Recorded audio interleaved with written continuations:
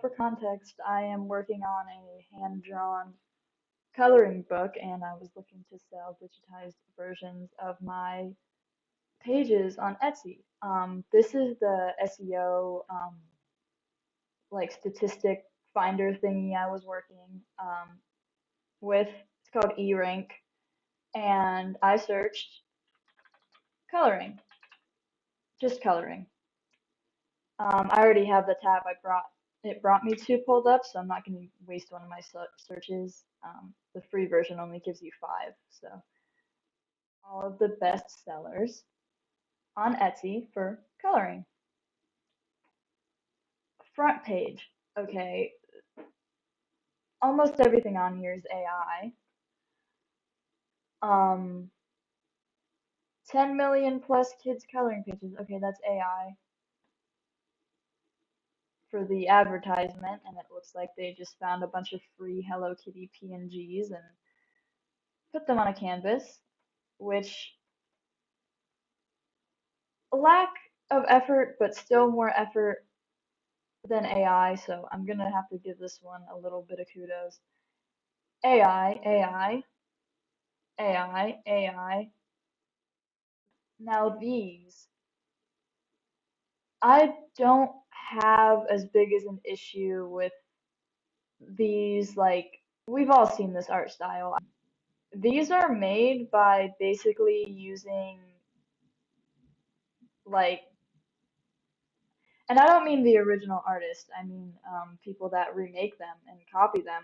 They're used by, they're made by making free elements that you just basically place onto a blank canvas and then print them out. Again, more effort than AI, but it's still, if we scroll down, there's one right there, there's one up there, there's one right there, more AI, AI, one right there, definitely AI, one right there, AI, AI, AI, probably AI. So I just feel like it's either AI slop or regurgitated copy paste. I mean, somebody. Okay, so the original artist is named Coco Wayo, I believe is how you say their last name. And I was taking an extra look at this. This is a verified account, color with Teiko. Might be the original artist just reposting it on Etsy, but if we take a look at all of these aren't these aren't Coco. These are just coloring with Tay. Okay, that's basically this account, but slightly different. So people are getting popular by basically stealing their art style and just using free elements and putting it all together.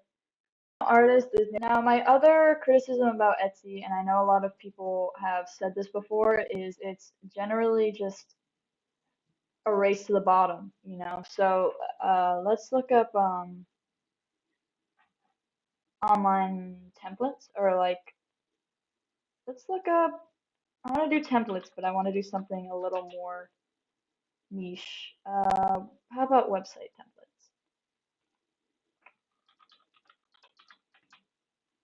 These look very good. I mean, this looks like trash. I mean, come on now. But there's another reason why it's a race to the bottom because these AI overly generated over and over, we see them over and over. People, they're selling them for super cheap because they can be reinvented, you know. I mean, it's just so easy. But then there's people that actually put work into their stuff, like this girl right here. This is beautiful. Okay, this is lovely. I love this. But $2.60 originally $4. $7 originally 14. 270 originally 495. I mean, I personally have made a few websites of my own.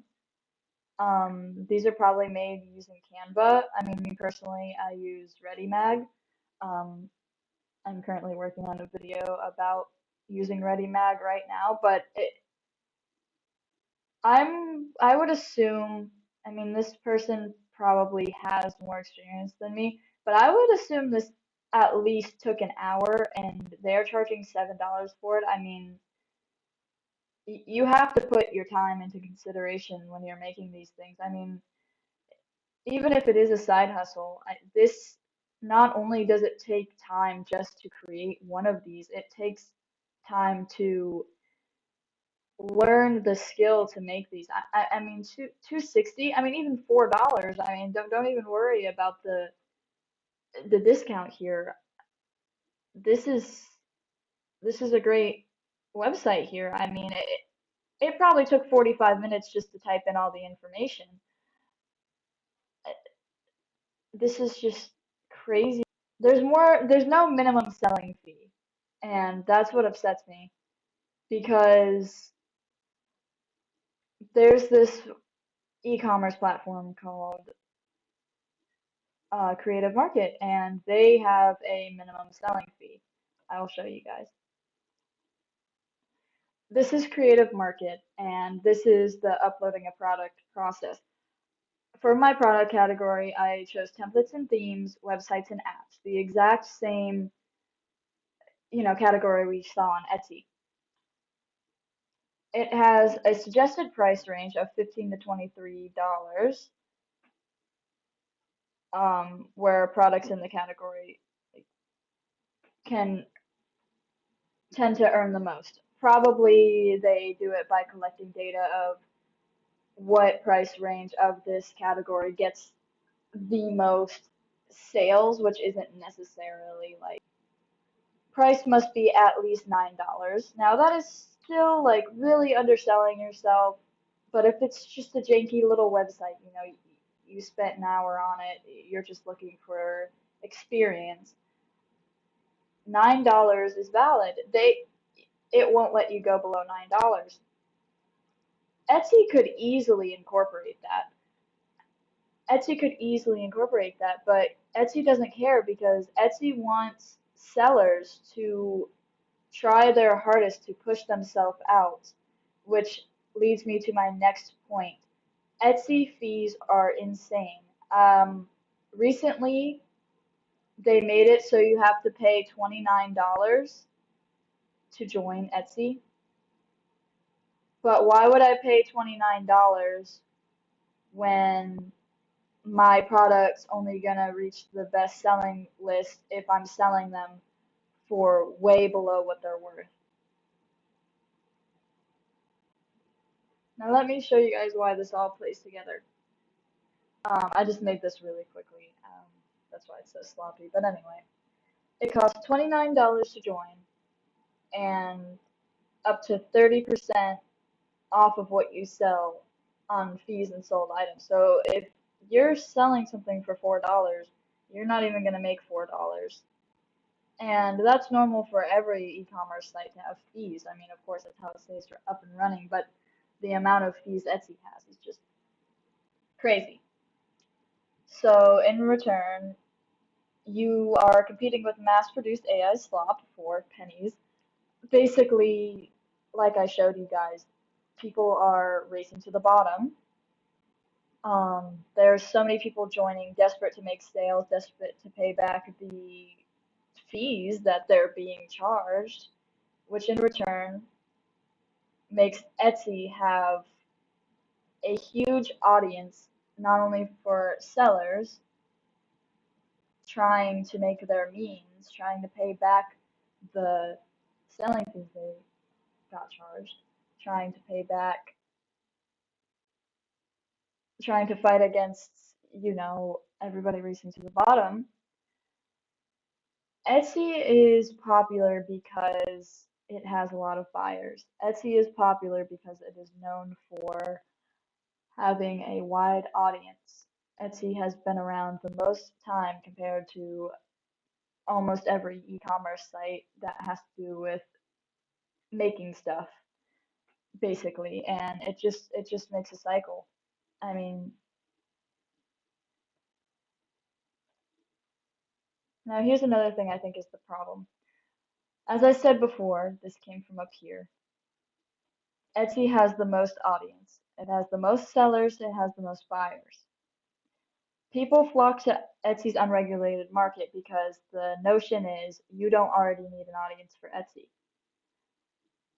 There is already buyers all over Etsy. They don't need to find your account. They don't need to go through a link to buy stuff.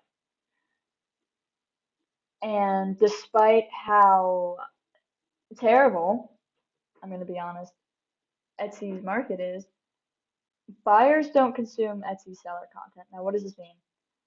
I'm assuming if you're watching this video, you are interested in selling on Etsy or any other e-commerce platform. Um, you are probably not an Etsy buyer, or at least not explicitly. You've probably bought from there before, but I doubt you're just a buyer, or you don't at least have interest in selling. That's where the cycle continues. Buyers probably don't even know about most other e-commerce platforms. They probably never even heard of them. I have a video in the works explaining the pros and cons of every platform I could possibly research. Anyway, I appreciate you watching this video. I'm sorry if it was a little rushed or I'm stuttering a lot, but I only had like less than an hour to record this, so I hope I got my point across and I hope you enjoyed nonetheless. Thank you.